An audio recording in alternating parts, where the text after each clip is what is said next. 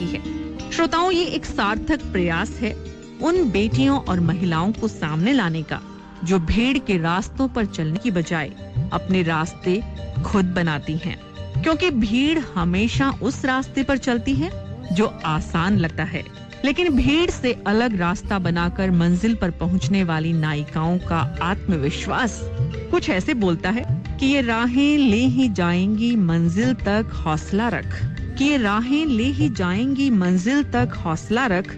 कभी सुना है कि अंधेरे ने सवेरा न होने दिया।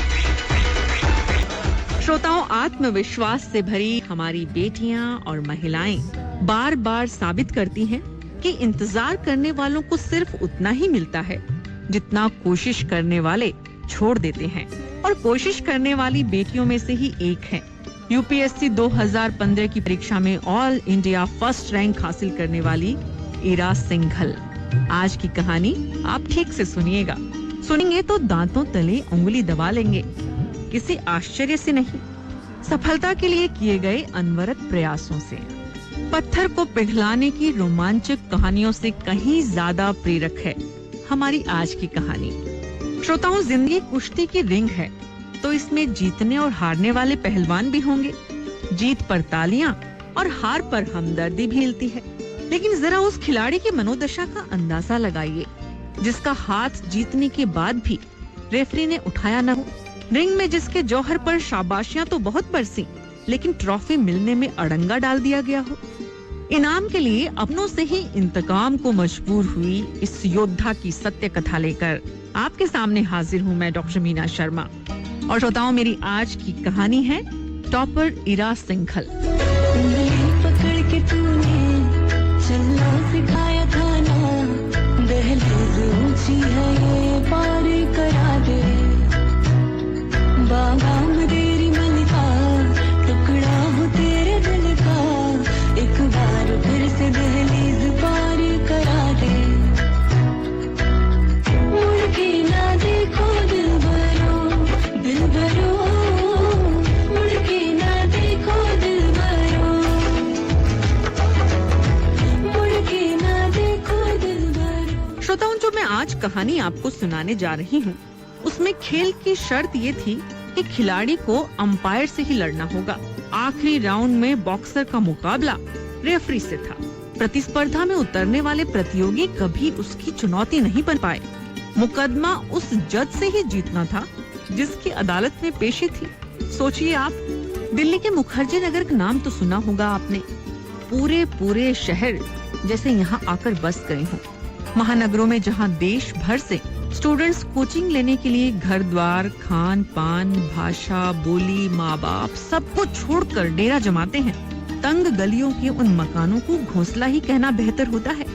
बिजली और पानी का मीटर, टिफिन में 4 रोटियां, 1 कटोरी दाल, सूखी सब्जी और सीजन की सबसे सस्ती सलाद। ठंडा गर्म कच्चा पक्का बेस्वाद खाना खाकर किताबों से कीड़े की तरह जूझते रहते हैं परीक्षार्थी, क्योंकि तैयारी करनी होती है प्रीलिम्स, मेंस और इंटरव्यू। 3 से 4 घंटे की नींद इन्हीं ख्वाबों के आसपास टहलकर खुल जाती है। चश्मों के शीशे मोटे हो जाते हैं, भरा पूरा शरीर इकहरा हो जाता है। वो परीक्षा जिसे पास करके देश का सबसे अच्छा अफसर मिलता है, इरा सिंघल ने वहां अपना सिक्का बुलंद कर दिया था। सफलता दिखाई देती है, लेकिन इस बुलंदी के बाद इस बेटी का संघर्ष शुरू हुआ। कैसे, सुनाऊंगी आपको इस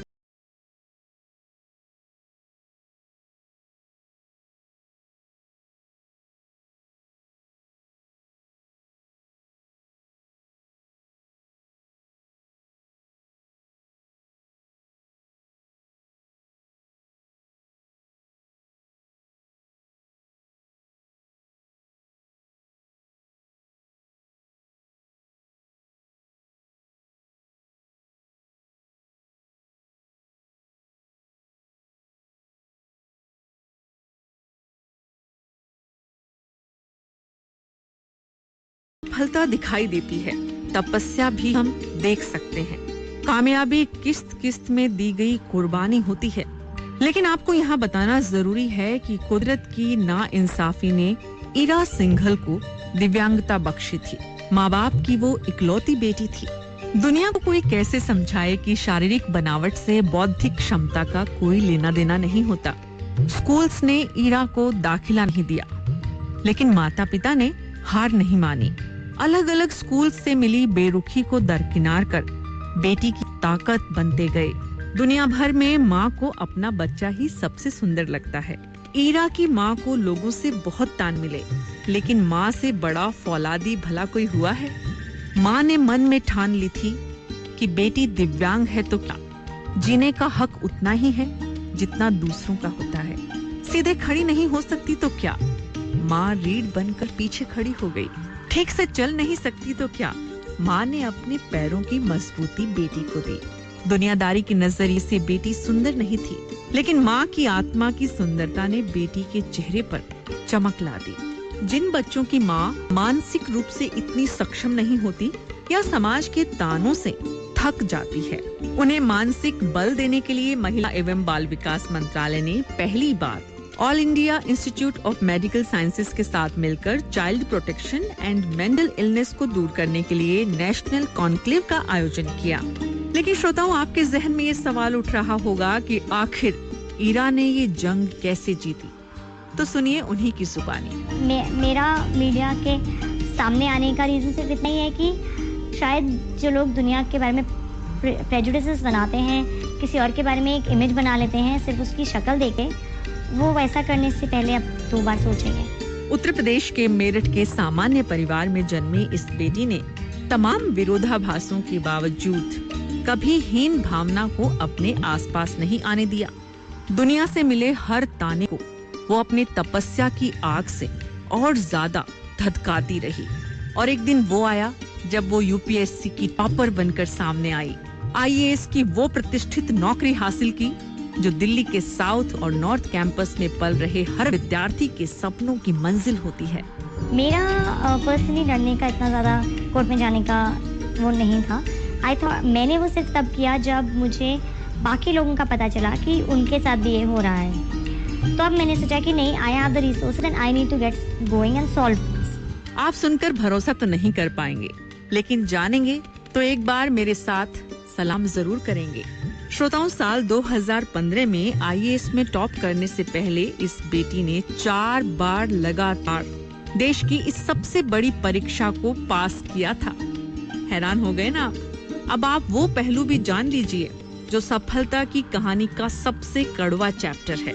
2010 में जब पहली बार यूपीएससी देकर ईरा आईआरएस बनी थी, तो इनकम टैक्स विभाग ने उन्हें शारीरिक रूप से अक्षम बताकर ज्वाइनिंग कराने से इनकार कर दिया। कोई उन अफसरों से पूछे कि जो लड़की देश के सबसे कठिन इम्तिहान में पास होकर यहाँ तक पहुँची, वो किस आधार पर किसी से कम है? सिर्फ शरीर की बनावट की वजह से? कितना शर्मनाक मजाक था श्रोताओं। और इसलिए हमने आपको कहानी की शुरुआत में कहा था कि ईरा सिंघल को रिंग में रेफरी से ही लड़ना था।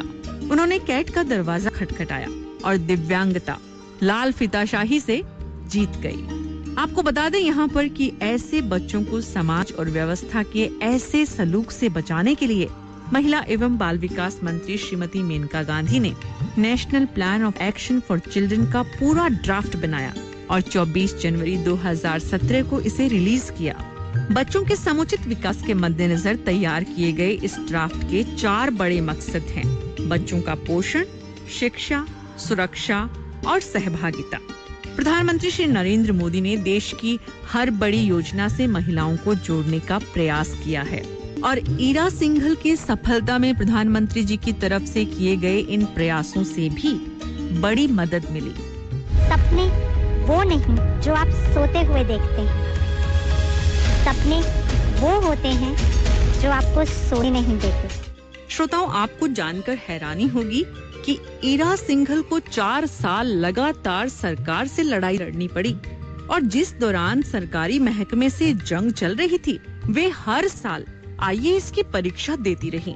इस दौरान एक के बाद एक 4 बार उन्होंने अपनी क्षमता को साबित किया, क्योंकि वो हर बार पास हुई और चौथे अटेम्प्ट में वो वहाँ पहुँच गयी, जिसके बाद इस परीक्षा में और कुछ भी करने को नहीं बचता। वो आईएएस में टॉप कर गई, अव्वल आई, नंबर 1 बन गई। जी हाँ, 2015 के यूपीएससी नतीजों के बाद देश भर के एडिटर्स ईरा सिंघल का इंटरव्यू कर रहे थे। देश ने जाना ये वो लड़की है जिसने ऑल इंडिया सिविल सर्विस में पहली जगह बनाई है। लेकिन तब देश ने ये भी जाना कि कुदरत के कहर से जूझ रही इस बेटी को व्यवस्था ने कितना बड़ा कष्ट दिया था। मैं मुसाफिर बनूं, रास्ता हो तेरा, मंजिलों से मेरी वास्ता हो तेरा, रोशनी से।